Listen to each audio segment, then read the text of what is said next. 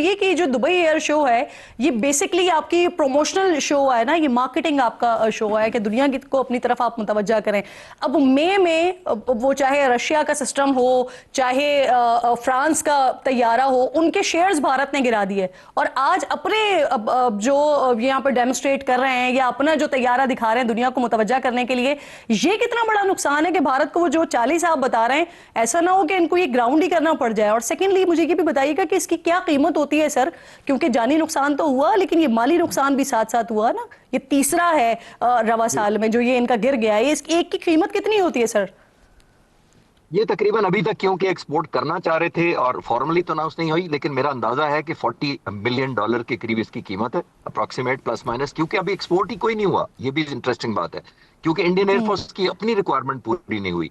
तो जो आप कह रही थी दुबई के बारे में, वो दुबई दुनिया का एयर शो जो है, दुनिया का सबसे बड़ा एयर शो है। पहली बात, इसको कहते हैं बिलियन डॉलर प्लेटफॉर्म कहते हैं, क्योंकि यहाँ मिलिट्री हार्डवेयर होते हैं। आज भी जो शो हो रहा है उसमें 200 के डिफरेंट टाइप्स एयरक्राफ्ट मौजूद हैं डिस्प्ले पर, और उसमें ड्रोन्स हैं, उसमें इंजीनियरिंग के बहुत सारे शाहकार हैं। सिर्फ हेलीकॉप्टर और दूसरे मिलाकर 200 के करीब है। मैं एक और दिलचस्प आपको बात बताता चलूं, आपने कहा ना कि ये बहुत बड़ी प्लेटफॉर्म होता है मार्केटिंग का, तो ये मार्केटिंग करने गया था ताकि दुनिया में कोई ऑर्डर कर सके। मैं साइड पे एक आपको बता देता हूं कि कल एमिरेट एयरलाइन ने अनाउंस किया है कि उन्होंने इसी प्लेटफॉर्म पे जिसपे जहाज क्रैश हुआ है, बोइंग कंपनी के जो बोइंग 777-9 है, लेटेस्ट जहाज है, वो उन्होंने 59 जहाजों को एमिरेट एयर ने ऑर्डर दिया है कल उनको। तो मैं कहना ये चाह रहा हूं कि इतना बड़ा प्लेटफॉर्म है जहां पे बहुत ज्यादा अपॉर्चुनिटीज मिलती हैं जो मैन्युफैक्चरर्स होते हैं। इसी वजह से हमारा JF-70 थंडर भी गया हुआ है। तो ये बहुत बड़ी मार्केट है।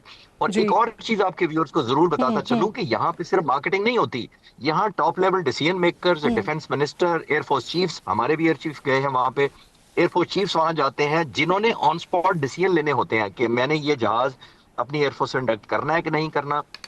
जैसे ये जमीन पर डिस्प्ले लगे होते हैं तो आप वेपन्स कैरी करते देखते हैं, फिर आप इन जहाजों को हवा में एरोबैटिक्स करके उस जहाज की मनूवरेबिलिटी, उस जहाज का टर्न रेट, उसकी क्लाइम रेट, उसकी इंजन की थ्रस्ट और दूसरी परफॉर्मेंस से इंप्रेस करते हैं। इसलिए दुनिया लेती है। और बदकिस्मती हिंदुस्तान एयरफोर्स की कि पहले एक एम्बैरेसमेंट से रिकवर नहीं कर पाए और एक दूसरी का सामना करना पड़ गया।